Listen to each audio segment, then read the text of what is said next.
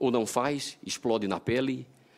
Ele tende a se debater em pensamentos, às vezes na cama, e não resolve problema nenhum, termina não dormindo, e às vezes passa o dia todinho matutando aquele problema e também não consegue resolver. Essas seriam tendências maiores. Tendências menores: introversão, timidez, depressão, alcoolismo, insônia e pessimismo. Quando eu digo isso a alguns doentes, eles chegam, é até engraçado, eles dizem: doutor Luiz, o senhor também lê irmãos? O senhor pode dar o número da Mega Sena aí para mim, do próximo concurso? Porque quase tudo que você falou, eu me encaixo. Eu digo: eu sei, é porque eu também sou psoriático. Então, eu sinto isso como você também. Próximo. O tratamento da psoríase é um tratamento difícil, porque é uma doença que tende à cronicidade. Eu não digo que a psoríase não é uma doença que não tenha cura. Ela tem cura. Há casos de cura da psoríase. Infelizmente, isso não é o comum. O comum é a cronicidade da doença. Agora, é uma frase trágica e pronunciada por vários colegas na primeira consulta, dizer ao doente, seja que doença for, que ele é portador de doença sem cura. É tudo o que ele não queria ouvir. Infelizmente, é isso que o psoriático mais ouve.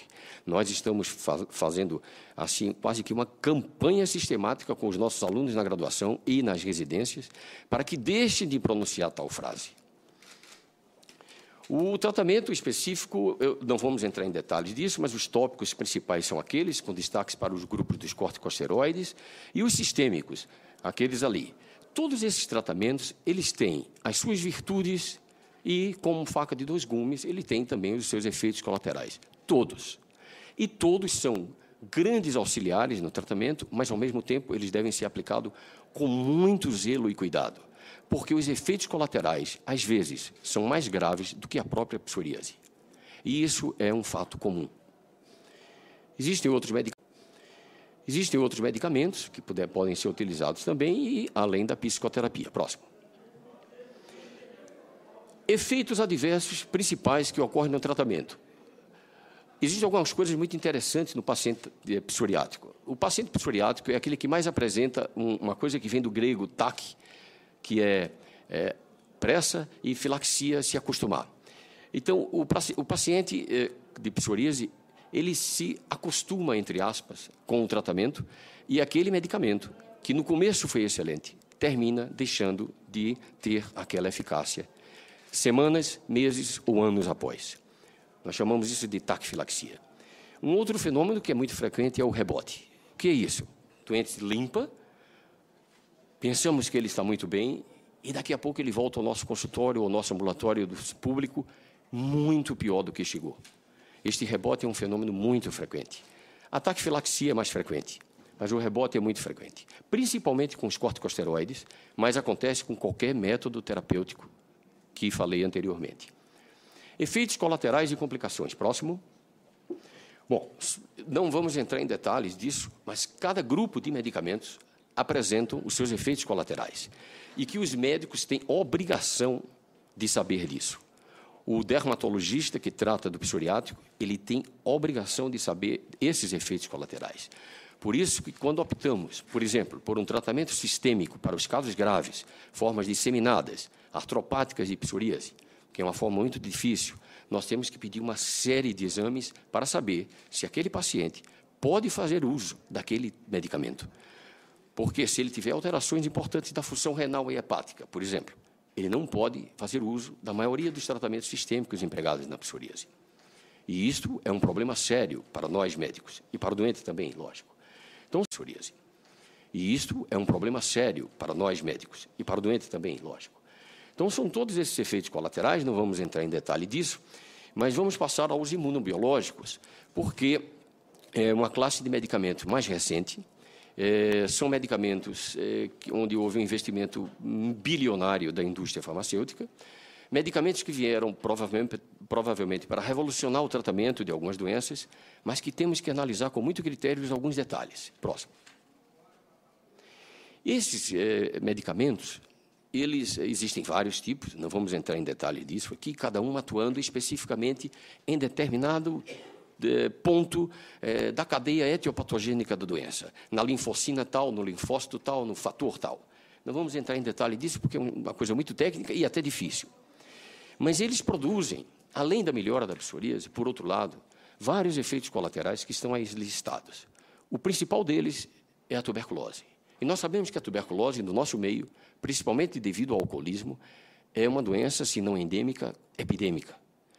Cada vez mais os diagnósticos de pneumologia e de clínica médica no Brasil inteiro diagnosticam tuberculose.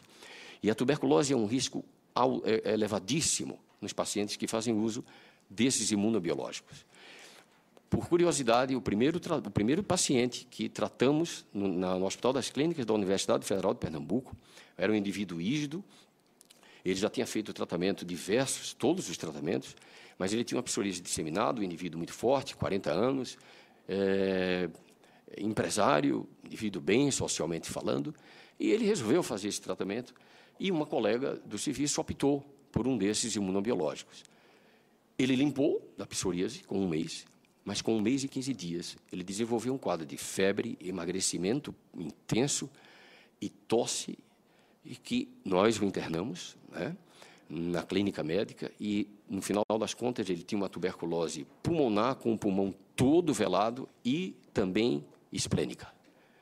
Então, tivemos que retirar, né, logicamente, esse medicamento. Além disso, tem o risco das neoplasias, essa miscelânea e o rebaixamento do título de resposta à imunização. Próximo. Então, eu deixo um alerta aqui duplo, não só aos colegas médicos, mas aos colegas portadores de psoríase como eu também.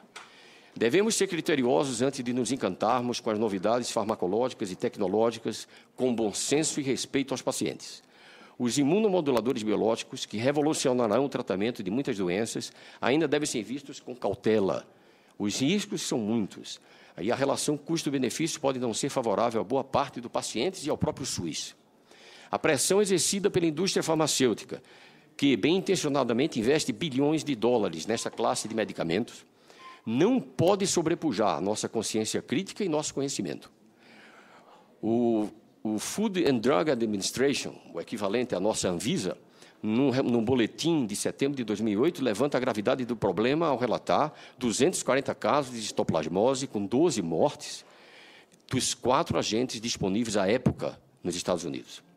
Recentemente, um deles, o eflazolimab, foi retirado do mercado mundial por seus efeitos colaterais, que eram uma virose cerebral gravíssima, fatal, na maioria das vezes. Os Estados Unidos podem não ter tuberculose, como nós temos, mas muitas outras doenças ocorrerão por lá e em muitas partes do mundo devido a essas drogas. Então, fica aqui esse alerta. Nós não somos contra o avanço tecnológico de forma nenhuma, mas esses imunobiológicos devem ser vistos com muita cautela. E nós sabemos que a pressão da indústria farmacêutica sobre a classe médica é muito grande. E aí o nosso critério ainda é maior. Próximo.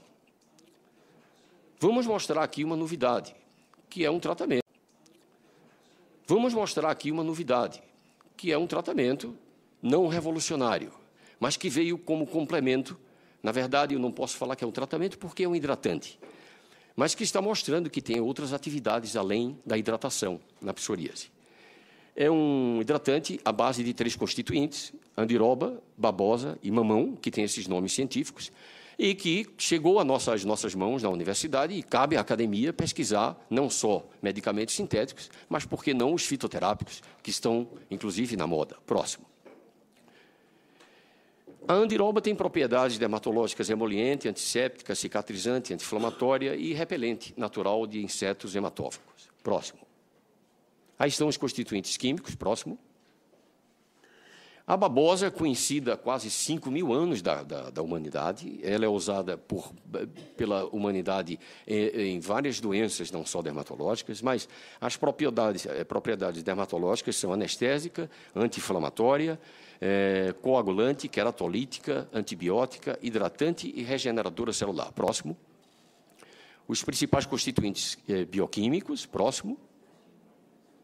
O mamão, que é a carica papaya, essa fruta tropical, lembrando que a andiroba é natural da Amazônia e existe em outras regiões da América. A babosa, se não me engano, é da Índia, mas é mundial.